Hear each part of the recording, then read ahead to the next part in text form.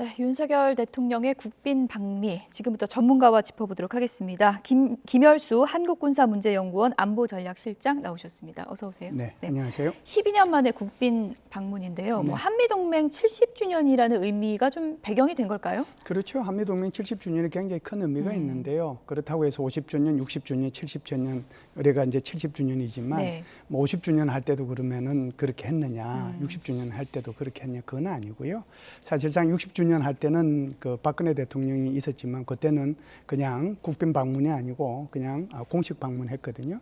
그러니까 이명박 대통령 때 이 국빈 방문했으니까 12년 만에 하는 방문이죠. 예. 일정이 아주 촘촘하게 짜여졌는데 네네. 그래픽으로 좀 보여주시죠. 어떤 일정에 좀 주목을 하셨습니까? 뭐 백악관부터 뭐 하버드대까지 아주 다양한 일정이 있더라고요. 전체적으로 보면 아무래도 이제 대통령 간의 한미 정상회담이 제일 핵심이죠. 그것 예. 때문에 가시는 거니까요. 그리고 나서 나오는 공동 성명에 뭐가 들어가 있느냐라고 할 거고요. 두 번째는 이제 제일 중요한 것 중에 하나가 이 미국의 상하원 합동 연설을 할 수 있는 그 기회가 부여된다는 거. 예. 그것도 이제 굉장히 중요한 의미고 지금 말씀하신 것처럼 하버드대에서 자유에 대해서 이제 강연을 하시고 그리고 이제 각종 기업체 또는 그 초청을 해서 같이 한미 간에 이런 기업을 서로 기업의 또는 기술 문제 이렇게 서로 주고받고 또 미국의 첨단 기업들이 한국에 투자할 수 있도록 하는 그런 이제 일정들이 굉장히 중요하다고 볼 수 있죠. 네. 두 정상이 만나는 것만 따지면 이번에 6번째 보는 거라고 네네. 하더라고요. 어느 네. 정도 좀 뭐 스킨십도 전에 있었으니까 좀 호흡을 맞출 기회도 있었다 이렇게 볼 수 있을까요? 제가 볼 때는 케미가 아주 좋아요. 예. 어떤 점에서 그렇습니까? 두 대통령 간의 예. 케미는 아주 좋고요. 기본적으로 윤석열 대통령이 기본적으로 중국과 미국 사이의 균형적인 외교보다는 이제는 이제 한미동맹을 훨씬 더 강화해야 되겠다라고 하는 차원에서 인식을 가지고 대통령이 되신 분이기 때문에 미국의 바이든 대통령으로서는 좋아할 수밖에 없죠. 그러다 보니까 그것이 이제 안보 문제라든지 경제 문제라든지 그렇지 않은 글로벌 차원에서의 협력이 계속 강화되고 있다 이렇게 볼 수가 있죠. 예. 어쨌든 이번 뭐 한미 정상회담 그리고 이제 방미 두 가지 핵심 키워드를 꼽자면 경제 분야, 안보 분야 두 개잖아요. 먼저 네네. 경제 쪽을 보면은 120명 넘게 경제사절단이 동행을 하더라고요. 네네. 어떤 것 때문일까요? 경제 분야 쪽에서는 이제 제일 중요한 게 지금 제4차 산업 시대에 접어들었지 않습니까? 제4차 산업 시대를 판가름을 누가 하느냐에 따라서 그 4차 산업의 선두 국가가 결국은 패권 국가가 되는 거고 그 4차 산업의 동성한 국가들이 평화와 번영을 누릴 수 있는 기회를 갖게 되는 거거든요. 그러면 지금은 이제 4차 산업에 보면 미국이 가지고 있는 것은 AI, 반도체, 뭐 그다음에 양자 컴퓨팅, 그다음에 바이오 이런 분야에 대해서는 뭐 세계가 이게 부러워할 정도로 높은 기술력을 갖고 있지 않습니까? 예. 게다가 이제 우주 분야까지. 그러니까 한국 입장에서는 미국으로부터 이런 기술들을 전수받거나 협력을 해야 될 필요성이 있는 거죠. 예. 우리가 앞서가는 부분도 있습니다. 반도체 같은 경우에는 메모리 반도체의 생산 능력에 대해서는 아주 우수하지만 그럼에도 불구하고 설계 능력이나 장비 분야에서는 우리가 좀 부족한 부분들이 있는 거거든요. 그러면 이런 첨단 산업에 대해서 결국은 협력이 필요한데 그러면 그 협력을 하려고 하면 결국은 우리 한국에 많은 기업체들이 가서 미국과 같이 이제 이렇게 협력을 하고 같이 회의를 하고 그럼으로써 이제 스킨십을 높이고 그럼으로써 이제 미국으로부터 필요한 기술에 대한 어떤 협력 그런 걸 받을 수 있기 때문에 예. 대규모의 사절단을 지금 동반해서 가고 있다 이렇게 볼 수 지금 이제 있죠. 핵심적인 얘기도 해주셨는데 이제 네. 중요한 부분이 반도체 문제잖아요. 네네. 이 반도체 문제가 공식 의제로 올라갈 것인가 이 부분은 네. 어떻게 보세요? 뭐 가능은 할 수 있는데요. 예를 들어서 어떤 좀 두 나라 간의 좀 껄끄러운 문제를 이걸 공식화하면 그 공식화해서 내가 얻을 수 있는 이익이 있느냐. 예. 그렇지 않으면은 좀 껄끄러운 문제인데 이것을 계속해서 로키로 비공식적으로 계속 얘기를 해서 오히려 이득을 얻어내는 것이 그게 훨씬 국가 이익에 도움이 되느냐. 이 예. 판단은 저는 이번 정부가 제대로 판단을 했다라고 봐요. 그렇기 때문에 반도체법은 사실상 독소 조항들이 좀 있습니다. 예. 그 독소 조항들에 대해서 공식적으로 이 얘기를 꺼내느냐. 그렇지 않으면 비공식적으로 대담 기간 중에서 내에서는 할 수 있어도 그것이 공동성명에는 포함을 안 시키느냐 그런 차원이라고 보거든요. 그래서 제가 볼 때는 윤석열 정부는 윤석열 정부는 이것을 공식화해서 면박을 주거나 아주 강하게 요구하기보다는 비공식적인 루트를 통해서 혹은 우리 정부 기관들의 각종 루트를 통해서 오히려 로키로 접근해가지고 우리의 이익을 확보하는 것이 훨씬 더 낫다라고 생각을 하거든요. 지금까지 반도체법도 그렇고 미국의 인플레이션법이라고 하는 IRA 우리가 이제 거기에 해당되는 게 전기차와 그리고 배터리 분야가 되는데 그 분야에 대해서 상당한 양보는 받았습니다. 물론 더 받을 내용이 있어요. 그 받아야 될 것은 로키로 접근한 것이 좋겠다 이런 생각을 합니다. 전략적 접근이 필요하다고 그렇죠. 얘기를 해주신 건데 바이든 미국 대통령, 그러니까 미국 정치 그 내부 상황도 좀 보면 정상회담 전날에 지금 뭐 재선 출마를 공식화할 가능성이 높다고 알려져 있거든요. 그러니까 바이든 미국 대통령 입장에서도 이번 정상회담이 미국 언론의 주목도 높아질 거고 아무래도 좀 정치적 손익 계산을 많이 할 수밖에 없는 거겠네요. 네, 아무래도 이제 바이든 대통령도 어떤 이제 공식 선언을 해야 되는데 그 날짜를 어떻게 선택하느냐 하는 것도 그것도 정치적인 거잖아요. 그런데 이제 그 다음 날부터 소위 말해서 이제 한미 간에 이 정상회담이 쭉 계획이 돼 있고 수많은 이제 우리 한국 기업체들이 가서 거기에 대해서 투자를 하고 그러잖아요. 바이든 대통령이 가는 곳마다 이제 얘기하는 것이 다른 지역에 가서 한국 기업들이 엄청나게 우리 미국에 투자하고 있다. 그리고 한국의 대통령이 내한테 얘기한 것 또는 한국의 기업가들이 내한테 얘기한 것은 한국의 근로 조건, 죄송합니다. 미국의 기업 환경과 조건이 세계에서 제일 탁월하다고 그러더라. 그걸 끊임없이 이제 되뇌이고 있거든요. 그걸 통해 가지고 오히려 미국 국민들한테 세뇌를 시키는데 그걸 통해서 한국이 받는 이익도 있다라고 저는 봅니다. 그렇기 때문에 바이든 대통령이 일부러 그런 날짜를 선택하지 않았는가라고 봐요. 예, 공식 의제 중에 이제 가장 주목을 받는 부분은 아무래도 안보 분야가 될 것 같습니다. 윤석열 대통령이 강력한 핵 공격 대응 차원에서 나토 이상의 강력한 대응 이렇게 표현을 했거든요. 구체적으로 어떤 내용이 담겨야 된다는 건가요? 그러면 나토형 핵 공유가 이제 뭔지를 우선 알아야 우리가 될 것 같지 않습니까? 그러니까 나토형 핵 공유라고 하는 것은 지금 나토의 독일, 이태리, 튀르키예, 벨기에, 네덜란드 이 5나라의 6개 기지에 5나라 6개 기지에 미국의 탄약대대가 관리하는 전술 핵무기 150기가 배치되어 있어요. 그래서 이 문제를 가지고 소위 말하는 MPG라고 하는 핵기획 공급 그룹이 핵기획 그룹이죠. 뉴클리어 플래닝 그룹이라고 하는 그 그룹을 운영을 해서 어떻게 이 핵 문제에 대해서 기획을 하고 계획을 하고 그리고 운용을 하고 훈련을 할 것이냐 이걸 이제 하고 있거든요. 자, 그렇다라고 하면은 한국에서는 이 나토형보다는 더 이제 실효성이 있는 뭔가를 좀 내놔야 되지 않겠느냐 이제 이런 얘기거든요. 지금까지 한미 간에 합의한 것은 이런 거예요. 만일 북한이 그것이 대상이 누구든지 간에 한국이든 뭐 일본이든 미국이든 핵 공격을 하면 북한 정권의 종말을 각오해야 될 것이라고 하는 것이 공식화된 얘기예요. 그리고 이제 한미 간에는 계속해서 외교 국방 차원에서 2+2에 대한 그러니까 확장 억제 전략 협의체라는 것이 존재하고요. 국방부 차원에서도 EDC라고 하는 것이 존재해서 국방부 간에 TTX를 이제 했거든요. 테이블탑 엑서사이즈. 그렇다라고 하면은 이것만 가지고 이게 이제 한미 정상 간에는 합의한 게 아니고 그 밑에 차원에서 계속 합의한 거잖아요.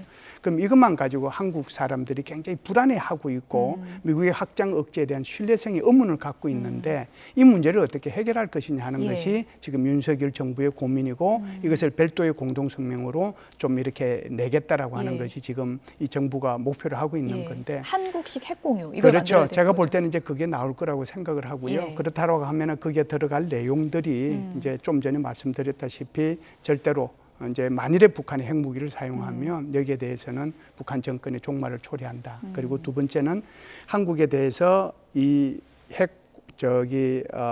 북한의 핵 미사일 위협에 대해서 핵으로 그다음에 미사일로 재래식으로 비핵 전력이라고 하는 것이 전자전, 우주전, 사이버전을 얘기합니다. 이것까지 다 포함해 가지고 한국 방위를 확실하게 해주겠다라고 얘기하는 거고요. 세 번째 말씀드릴 수 있는 것은 지금 나토에 있는 것은 소위 말해서 B-61형이라고 하는 공중에서 드랍하는 그런 전술 핵무기거든요. 예. 그런데 미국이 가지고 있는 전술 핵무기는 공중에서 드랍하는 전술 핵무기만 있는 것이 아니고 소위 말해서 순항 미사일의 W-80 계열이라고 하는데 그것도 있거든요. 그래서 이번에 나오는 것은 전술 전략 핵무기 다 포함해가지고 한국에 대해서 이런 확장 억제력을 확실히 제공해 주겠다라고 하는 것이 공동성명 속에 별도의 공동성명 속에 들어가지 않겠는가라고 저는 봅니다. 지금 뭐 우리나라 좀 여론을 보면은 네. 한국이 자체 핵무기를 보유해야 한다 이런 여론이 상당히 좀 네네. 높아지고 있는 추세고요. 네. 그래픽으로 좀 보여주시면 네. 찬성이 지금 56.5%까지 네. 올랐거든요. 네. 이런 국내 여론이 미국에도 어느 정도 좀 부담이 되는 요인이 되겠죠. 이번에 이제 지금 나오고 있는 저것은 경제신문에서 이제 리얼미터하고 같이 해가지고 나오는 건데요. 예. 사실상 저거는 제가 볼 때는 올 초에 나왔던 것보다는 굉장히 낮아요. 올 초에 저기 그 성경회장 그 최종현 학술원이라고 있거든요. 예. 거기에서 여론조사를 한 게 있는데 그거 보면 우리 자체 핵무장 해야 된다라고 하는 76.7%까지 나왔어요. 그래서 예. 어떤 문항을 넣어서 이것을 이제 조사를 하느냐에 따라서 달라지는데요. 기본적으로는 이제 한국의 핵무장 찬성 여론이 굉장히 높잖아요. 예. 이걸 거꾸로 얘기하면 북한의 핵미사일 위협이 굉장히 고도화되었다라고 하는 거고, 두 번째는 여기에 대한 미국의 확장 억제력이라고 하는 그 신뢰성에 여전히 의문이 있다라고 하는 것을 의미하는 거거든요. 그렇기 때문에 이 두 가지를 다 해소할 수 있는 방법을 지금 고민하는 거죠. 그렇기 예. 때문에 이번에 대통령께서 가시면 그것이 별도의 공동성명이 나올 거다라고 제가 말씀을 드리는 겁니다. 이렇게 한국식 핵공유 이 네. 단어가 언급되고 있는 이 상황, 네. 한미 정상회담 앞두고 지금 북한의 움직임이 예의주시되고 네. 있습니다. 뭐 정상회담 전에 뭐 도발을 하지 않을까 이런 전망도 많던데 어떻게 네. 보십니까? 그래서 이제 그게 내일이 25일이죠. 그러면은 이게 김일성이 빨치산 부대를 창설한 날이거든요. 그게 이제 그렇군요. 91주년 기념일입니다. 그게 이제 25일이고요. 26, 7일은 지금 계획된 대로 한미 정상회담이 있으니까 이 날짜를 두고서 이게 도발을 하지 않겠는가라고 예. 이제 쭉 전문가들이 보고 있었는데요. 군사정찰위성 발사는 예고하지 않았습니까? 그렇죠. 예. 바로 이제 군사정찰 이상을 4월 달까지 이제 발사 완료하겠다라고 얘기를 했고, 김정은이가 직접 국가우주개발국에 가서 지금 만들어지 있는 그 정찰 위성을 계획된 시간 내에 발사해라. 그 계획된 시간이 내일일지 모레일지 걸피일지 그건 아직까지 잘 모르는 거죠. 그런데 제가 볼 때는 모든 준비는 끝나지 않았는가라고 생각을 합니다. 그래서 이 위성 발사, 북한이 말하는 위성 발사는 언제라도 지금 발사할 수 있는 걸 준비를 해놨다. 기대는 언제로 예상하십니까? 그러니까 최고의 그 극적 효과를 낼 수 예. 있는 것은 한미 정상회담 직전이겠죠. 직전이요. 그러니까 한국 시간으로는 26일 예. 뭐 새벽 26일 아침 10시 정도가 될 거고요. 이게 이제 워싱턴 시간으로는 그날 저녁이 되겠죠. 예. 워싱턴 시간 죄송합니다.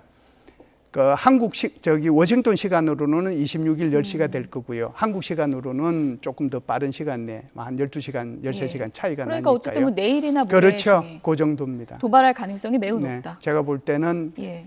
그 정찰위성 도발의 가능성이 가장 높지 않은가 이렇게 봅니다. 북한도 북한이지만 주변국들 반응이 한미 정상회담 네. 앞두고 좀 심상치가 않습니다. 중국 얘기부터 좀 해보면 예.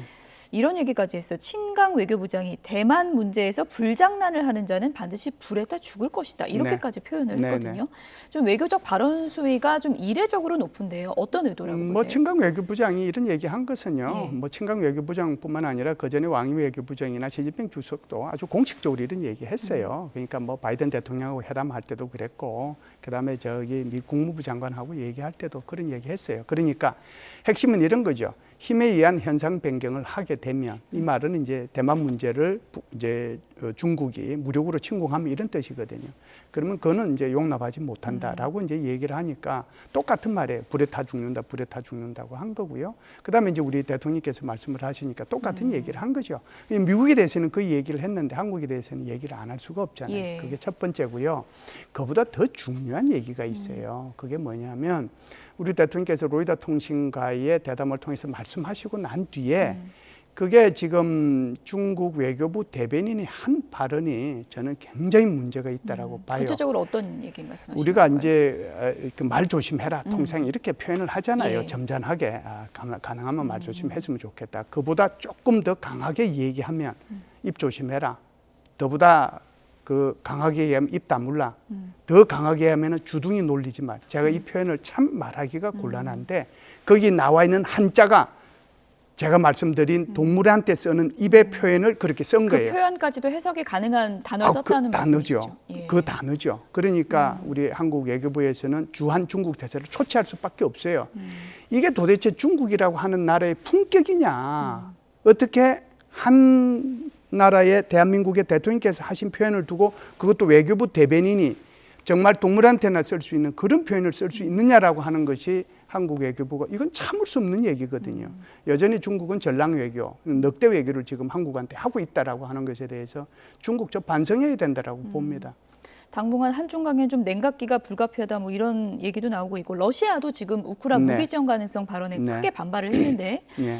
윤석열 대통령의 그 발언은 외교 전략 면에서 어떻다고 보세요? 예. 대통령께서는요, 이 발언을 하게 되면 이 발언이 몰고 올 후폭풍이 뭔지 저는 다 알고 했다라고 생각해요. 그러니까 만일에 이제 러시아에서 계속해서 대량 학살 문제가 생기거나 전쟁법에 반하는 이런 문제가 생기면 우리 한국이 우크라이나에 대해서 무기 지원을 고려할 수도 있다 이 말씀하셨거든요. 여기 앞에 무슨 뭐 전제 조건이 붙었다 안 붙었다 이게 아니고 예. 사실은 이게 방송으로 나가게 되거나 언론에 나가게 되면 러시아가 어떻게 반응할지 대통령께서 다 알고 있어요. 그 말의 핵심은 뭐냐면 지금 러시아하고 북한하고 너무 가까이 붙어 있다라고 하는 거예요. 그러니까 우리가 다 알다시피 작년 12월 달에도 이 그 미 국무부의 그 저기 전략 소통관이죠. 전략 조정 소통관이 그런 얘기 했잖아요. 지금 북한에 이 무기들이 저기 러시아로 가고 있다라고 얘기한 거고요. 3월 30일 날은 24개 품목의 북한의 탄약과 무기가 러시아로 가고 있다라고 얘기한 거거든요. 그것뿐만이 아니고 지금 러시아에서 나오는 그 친러 성향의 신문입니다. 그 신문에서 뭐라고 얘기했냐면 5월 달부터 북한군 10,000명에서 15,000명 정도가 돈바스 지역, 그러니까 우측이죠. 돈바스 지역에 북한군 스스로가 무기를 가지고 거기에 배치될 가능성이 굉장히 높다. 전체 5만 명 정도가 될 거다. 이렇게 얘기를 했어요. 근데 이거 대통령이 다 알고 얘기를 했거든요. 그러면서 이제 이런 얘기를 해요. 그러면 러시아에서 반응을 했잖아요. 이거 너희들이 분쟁에 개입하는 거고 만일에 우리가 북한에 대해서 지금 첨단 무기를 주면 너 뭐라고 그러겠냐. 이렇게 메드베토프가 얘기를 했거든요. 그건 이미 하고 있는 얘기예요. 이거 이미 북한에 지금 이 미사일 발사하고 하는데 여기에 러시아 기술이 없으면 그게 가능하겠어요? 이게 하고 있는 건데 그런 것보다는 이렇게 얘기하는 거죠. 만일에 지금 북한이 러시아에 10,000명에서 15,000명을 5월 달부터 만일 이거 배치한다라고 하면 파병한다라고 하면 이건 보통 문제가 아니거든요. 그렇기 때문에 김여정이가 올해 1월 달에 러시아와 북한은 한 참모 속에 있다라고 얘기했잖아요. 예. 근데 절대로 이 문제는 있어서는 안 돼요. 그래서 이번에 대통령께서 가시면 이것은 우리 한반도 안보 환경뿐만 아니라 전 세계적 차원에서 이 문제를 다루어야 되고 예. 절대로 이런 파병이 이루어지지 않도록 아마 그 바이든 대통령하고 협력을 좀 해야 되지 않겠느냐. 그래서 그 경고용으로 러시아에 대해서 이런 표현을 했다라고 저는 봅니다. 우크라이나 무기 지원 가능성도 이번에 정상회담 테이블에 올라갈지를 좀 네. 지켜봐야 될 것 같은데 어쨌든 이번 한미 정상회담 결과가 한반도 정세에 참 분수령이 될 것 같다는 생각이 듭니다. 지금까지 김열수 안보전략실장이었습니다. 고맙습니다. 감사합니다.